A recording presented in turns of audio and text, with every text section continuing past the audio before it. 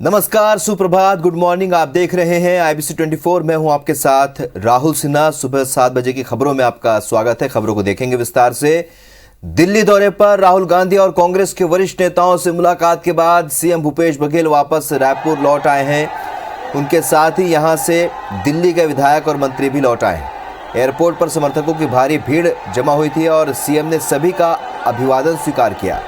CM ने कहा कि हमने राहुल गांधी के साथ छत्तीसगढ़ के विकास से लेकर यहां की राजनीति तक हर विषय पर बात की, जिसके बाद राहुल गांधी को छत्तीसगढ़ आने का न्योता दिया, जिसे उन्होंने स्वीकार कर लिया।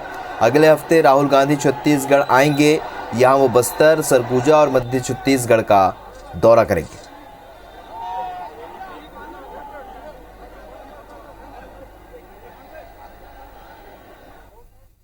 हमारे विधायक और मंत्रियों के भावनाओं को सम्मान करते हुए राहुल जी अगले सप्ताह छत्तीसगढ़ बस्तर आएंगे, 2 दिन रुकेंगे, मध्य छत्तीसगढ़ में भी आएंगे और उत्तर छत्तीसगढ़ भी जाएंगे। तो लगातार वो दौरा करेंगे। छत्तीसगढ़ मॉडल को देखेंगे और यहाँ के जो विकास कार्य है उसको लेकर पूरे हिंदुस्तान में जाएंगे। राहुल जी से बहुत विस्तार से बात हुई, दिल खोल के बात हुई, राजनीतिक चर्चा हुई, शासकीय योजनाओं के बारे में चर्चा हुई, विभिन्न वर्ग के लोगों के बारे में चर्चा हुई। इधर छत्तीसगढ़ के स्वास्थ्य मंत्री टीएस सिंहदेव दिल्ली दौरे से वापस रायपुर लौटे। एयरपोर्ट पर उनके समर्थकों ने उनका जोरदार स्वागत किया। इस दौरान समर्थकों ने कांग्रेस और राहुल गांधी जिंदाबाद के नारे लगाए। सिंहदेव ने कहा कि केसी वेणुगोपाल से उनकी मुलाकात हुई। उन्होंने अपनी पूरी बात हाईकमान के सामने रखी है। उसके बाद हाईकमान को इस पर निर्णय करना है। जो भी हाईकमान का निर्णय होगा वो उन्हें मंजूर होगा। उन्होंने ये भी बताया कि राहुल गांधी के छत्तीसगढ़ आने की बात उन्हें पता है। चर्चा के दौरान उनसे बताया गया है कई विधायकों के दिल्ली दौरे पर टीएस सिंहदेव ने कहा कि वो कौतूहल बस वश गए होंगे कि देखें वहाँ क्या हो रहा है। उन्होंने कहा कि जल्द ही हाईकमान कोई निर्णय लेगा।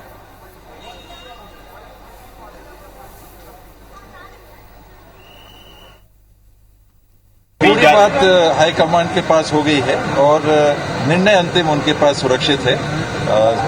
स्वाभाविक है कि कुछ बातें रहती हैं जिनमें कुछ उलझनें भी रह सकती हैं, तो समय लगता है और समय के हिसाब से हाईकमान जो निर्णय लेगा वो हमेशा हम सबको।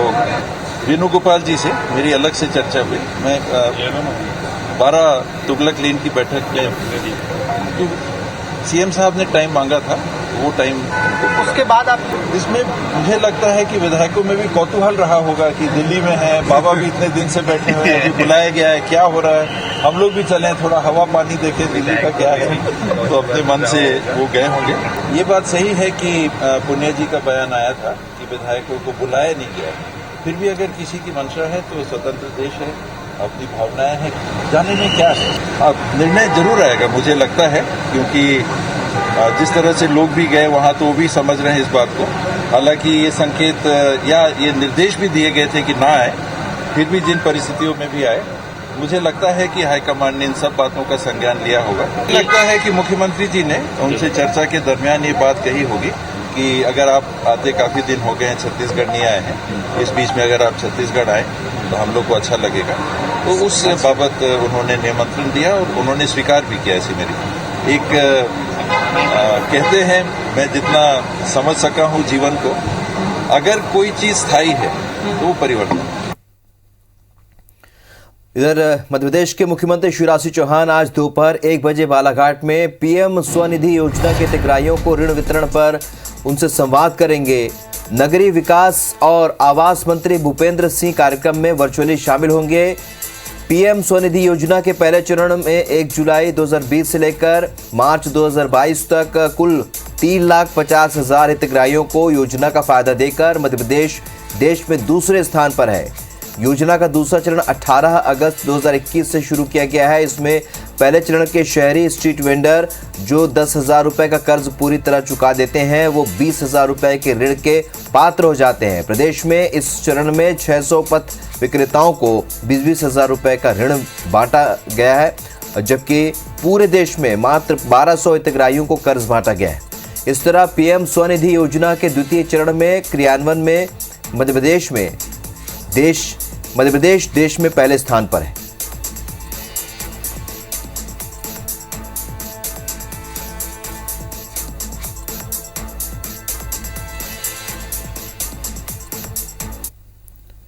चलिए, तो छत्तीसगढ़ और मध्य प्रदेश में क्या कुछ आज खास घटनाक्रम होंगे, इस पर ज्यादा जानकारी के लिए हमारे दो सहयोगी इस वक्त हमारे साथ जुड़ रही है।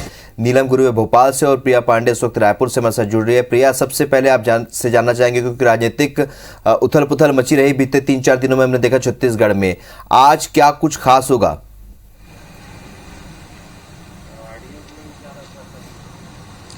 बिल्कुल, आज राजनीतिक घटनाक्रम की बात की जाए राहुल, तो बहुत कुछ खास नहीं है, क्योंकि लगातार 2-3 दिनों से उथल पुथल मची रही। मुख्यमंत्री भूपेश बघेल राजधानी रायपुर लौट आए हैं और स्वास्थ्य मंत्री टीएस सिंहदेव, जो कि लगभग 18 दिन से लगातार दिल्ली में डटे हुए थे, वो भी अब राजधानी लौट आए हैं। और कहीं न कहीं अब एक राजधानी के जो सियासी गलियारे हैं वहां पर सन्नाटा जरूर नजर आ रहा है आज के दिन, लेकिन राजनीति है, सन्नाटा कब शोर में बदल जाए इसका पता नहीं चलता। फिलहाल राजनीतिक गलियारों में कोई बड़ी हलचल नहीं है, लेकिन आज बीएड और डीएड के लिए जो है प्रवेश परीक्षाएं जो है आज आयोजित की हैं लगभग 1,14,000 छात्र जो है 20,000 सीटों के लिए आज प्रवेश परीक्षाएं देंगे।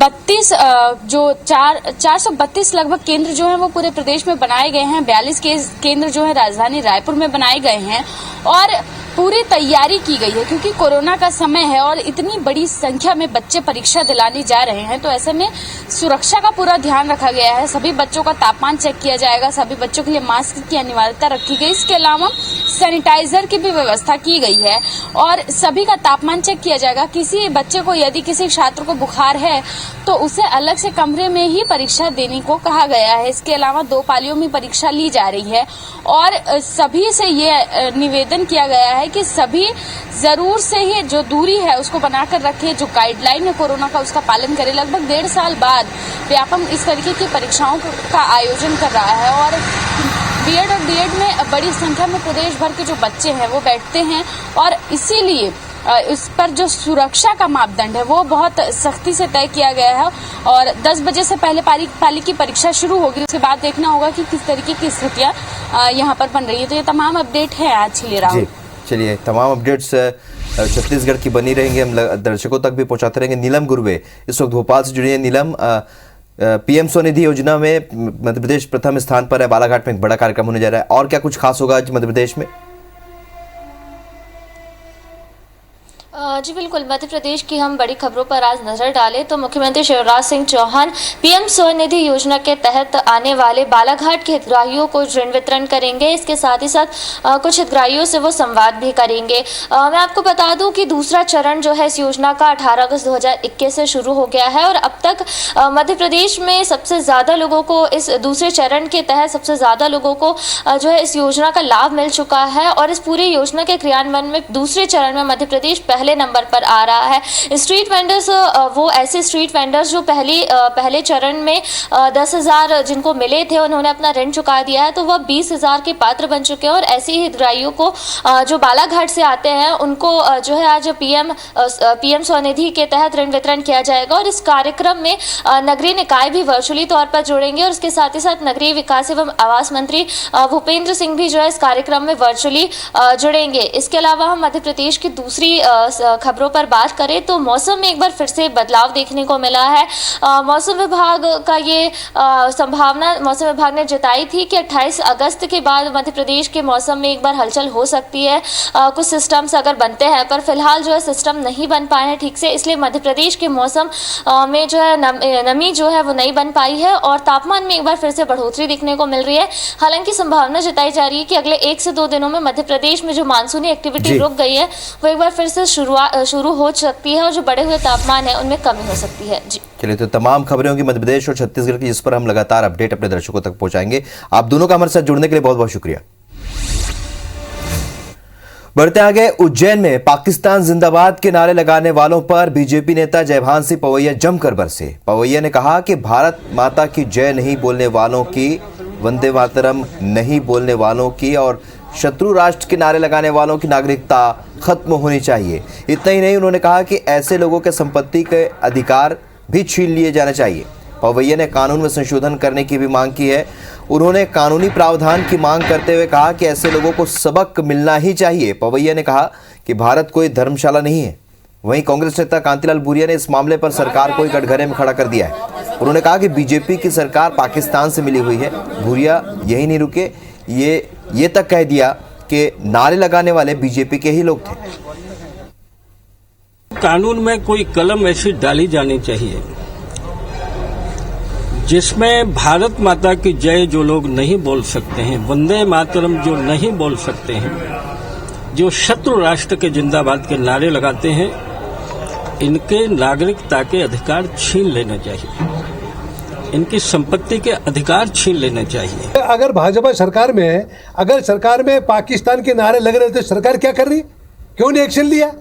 सरकार ही बना पाकिस्तान से मिली हुई है ताकि मिली जुली कुश्ती लड़ रहे हैं, और उन्हीं के लोग जो नारे लगाने वाले उन्हीं के लोग थे, पकड़ाए। गुजरात के विधानसभा अध्यक्ष राजेंद्र त्रिवेदी ने कहा है कि एक भारत श्रेष्ठ भारत के तहत प्रधानमंत्री ने गुजरात और छत्तीसगढ़ को एकात्म किया है। इसके जरिए दोनों प्रदेशों में सांस्कृतिक धार्मिक संस्कारों का आदान प्रदान हो। उन्होंने कहा कि सूरत के सिक्के का यहाँ मिलना यह साबित करता है कि गुजरात पहले से ही छत्तीसगढ़ से जुड़ा हुआ है। एक भारत श्रेष्ठ भारत के तहत राष्ट्रीय एकता की भावना को जोड़ने के लिए समन्वय कार्यक्रम चलाया जा रहा है, और इसी कड़ी में गुजरात विधानसभा के अध्यक्ष के नेतृत्व में 10 विधायक और अधिकारी सहित कुल 15 सदस्यों का प्रतिनिधिमंडल छत्तीसगढ़ के दौरे पर है। ये टीम सिरपुर भी गई, जहां पर लक्ष्मण मंदिर, बौद्ध विहार, गंधेश्वर मंदिर और सुरंग टीला का भ्रमण किया। गुजरात के विधानसभा अध्यक्ष ने छत्तीसगढ़ के राज्यपाल और विधानसभा अध्यक्ष को गुजरात आने का निमंत्रण दिया। भी न्योता दिया है कि आप हमारे गुजरात में पधारे, और वहां भी गुजरात की संस्कृति और धरोहर जहां हम एक है वह दिखाने वाले जो एविडेंस है उसको देखे, उसको समझे, उसको परखे, और हमारा देश भारत एक है और समृद्ध है, उसको श्रेष्ठ कैसे बनाया जा सकता है। दुर्ग जिले के 5 नगरीय निकायों में अक्टूबर महीने में होने वाले चुनाव को अब टालने के लिए जिला निर्वाचन अधिकारी ने राज्य निर्वाचन आयोग को पत्र भेजा है, जिसमें कोरोना संक्रमण, टीकाकरण की स्थिति, राजस्व विभाग के गिरदावरी कार्य में व्यस्त रहने, बारिश, शासकीय भवनों के संधारण सहित अन्य कारणों का हवाला देते हुए 3 महीने तक चुनाव स्थगित किए जाने के संबंध में राज्य निर्वाचन आयोग को पत्र भेजा है। दुर्ग जिले के नगरीय निकायों में अपनी दावेदारी करने वालों को तैयारी के लिए 3 महीने का वक्त और मिल गया है। दरअसल राज्य निर्वाचन आयोग ने नगरीय निकाय चुनाव के संबंध में जानकारी मांगी थी, जिसके जवाब में जिला कलेक्टर के भेजे गए पत्र में कोरोना संक्रमण और राजस्व विभाग के कार्यों में कर्मचारियों की व्यस्तता बताया गया है। 4 नगरीय निकायों का चुनाव होने जा रहा है, तो इस संबंध में जिले की स्थिति और कोरोना के संक्रमण और कोरोना प्रोटोकॉल के संबंध में राज्य निर्वाचन आयोग द्वारा जानकारी मांगी गई थी। उस परिप्रेक्ष्य में जिले की स्थिति के बारे में राज्य निर्वाचन आयोग को सूचित किया गया है। बाकी जो अंतिम निर्णय है वो राज्य निर्वाचन आयोग के स्तर पर किया जाए। रायगढ़ नगर निगम में टैक्स स्लैब में परिवर्तन को लेकर बीजेपी और कांग्रेस आमने सामने हो गए। बीजेपी का आरोप है कि नगर निगम उद्योगों को फायदा दिलाने के लिए औद्योगिक क्षेत्र का टैक्स स्लैब कम कर रही है। दरअसल रायगढ़ नगर निगम में संपत्ति कर वसूली के लिए 5 जोन बने हुए हैं, जिनमें औद्योगिक क्षेत्रों के लिए संपत्ति कर की दर सबसे अधिक है। टैक्स स्लैब में बदलाव करते हुए नगर निगम ने जोन 5 को समाप्त करने का प्रस्ताव बनाया। इस प्रस्ताव के लागू हो जाने के बाद जेएसपीएल समेत कई बड़े उद्योग समूहों को टैक्स में 3 से 4 गुना की छूट मिलेगी।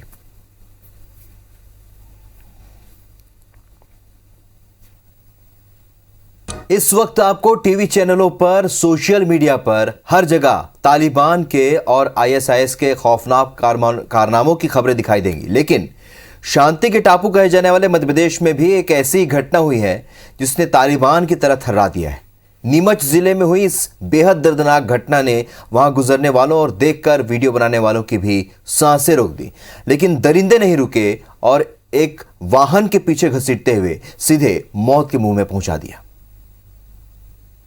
मैं तो था उठा पुड़पे ना मना मलियर मना पूछो ना पुड़पे तो मना पूछो ने चल गाड़ी स्टार्ट कर कबूल चल बल मार दी हां साहब हां पका में चल बल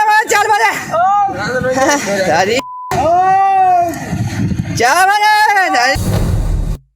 दरिंदगी की ये तस्वीर नीमच जिले के सिंगौली की है, जहां एक आदिवासी युवक को सरेआम वाहन के पीछे बांधकर घसीटा गया।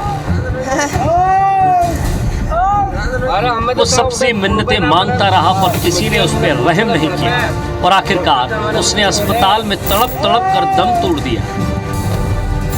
इंसानियत को झकझोर देने वाली ये तस्वीरें 26 अगस्त की बताई गई हैं। आरोपियों ने बर्बरता का वीडियो भी खुद ही बनाया और वायरल कर दिया। चल गाड़ी स्टार्ट कर कबूल चल बल मार दी हां साहब हां पका में चल बल दादी वायरल वीडियो सामने आते ही पुलिस प्रशासन में हड़कंप मच गया और नीमच एसपी ताबड़तोड़ कार्रवाई करते हुए इस पूरे मामले में 8 लोगों के खिलाफ हत्या और एट्रोसिटी का एक्ट मामला दर्ज करने का आदेश दिया।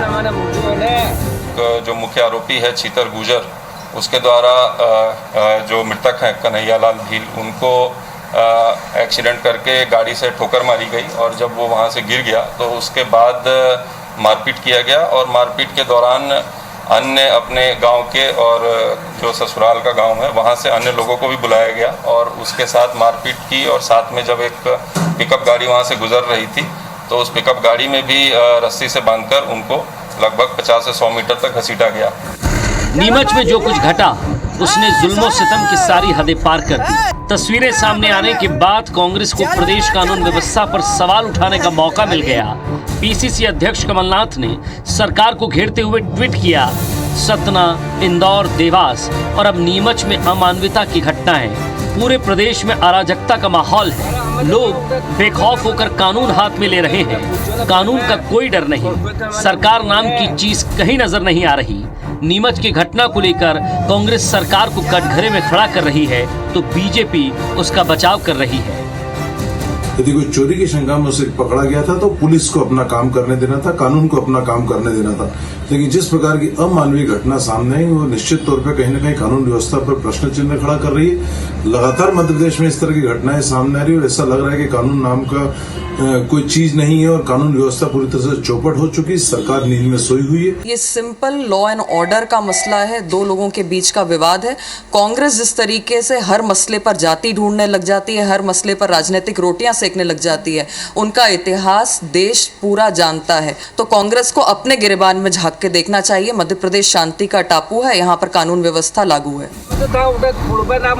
जाहिर तौर पर प्रदेश में नीमच जैसी घटनाएं पहले भी हो चुकी हैं। हर बार जिम्मेदार ये दावा करते हैं कि ऐसी घटनाएं दोबारा नहीं होगी। प्रदेश में कानून का राज है, लेकिन बार बार ऐसी घटनाएं सवाल तो उठाती है। ऐसी घटनाएं हमारे देश में जहां लोकतंत्र है वहां किसी युवक को तालिबानी सजा देना कहां तक जायज है। विजित राव, IBC 24, नीमच। रायपुर के माना एयरपोर्ट चौक पर आधी रात हुए एक दर्दनाक सड़क हादसे में कार सवार 2 छात्रों की मौत हो गई। वहीं एक अन्य गंभीर रूप से घायल हो गया है, जिसे अस्पताल में भर्ती कराया गया है। पुलिस के मुताबिक VIP रोड स्थित एक कैफे में पार्टी के बाद 3 दोस्त वापस घर लौट रहे थे, तभी यह हादसा हुआ। मध्य प्रदेश के रीवा में रहने वाला गौरव सिंह अपने दोस्त हर्ष अग्रवाल और बलौदा बाजार के नागेश साहू के साथ कैफे गए थे, जहां पर लौटते वक्त उनकी तेज रफ्तार स्विफ्ट डिजायर कार सड़क पर बैठे एक जानवर से टकरा गई और उसके बाद यह हादसा हुआ।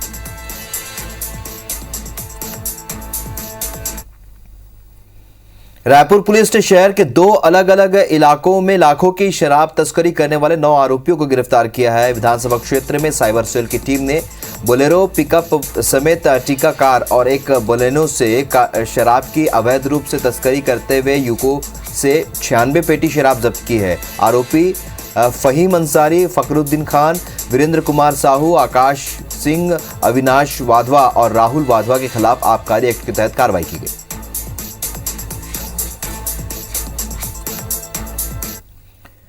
ग्वालियर में एक युवती ने युवक पर शादी के बाद छोड़कर भाग जाने की शिकायत दर्ज कराई है। युवती का आरोप है कि सुमित जाटव नाम के युवक के साथ उनका 2014 से प्रेम संबंध चल रहा था और बाद में दोनों ने आर्य समाज में जाकर शादी कर ली, जिसके बाद घर जाकर फेरे भी लिए। उसके बाद दोनों साथ रहने लगे। जब युवती ने उस पर ससुराल ले जाने का दबाव बनाया तो उसने परिवार से बात कर ले जाने का भरोसा दिया। आरोप है कि बार बार घर ले जाने का दबाव बनाने पर युवक एक दिन उसको छोड़कर भाग गया और बातचीत भी बंद कर दी।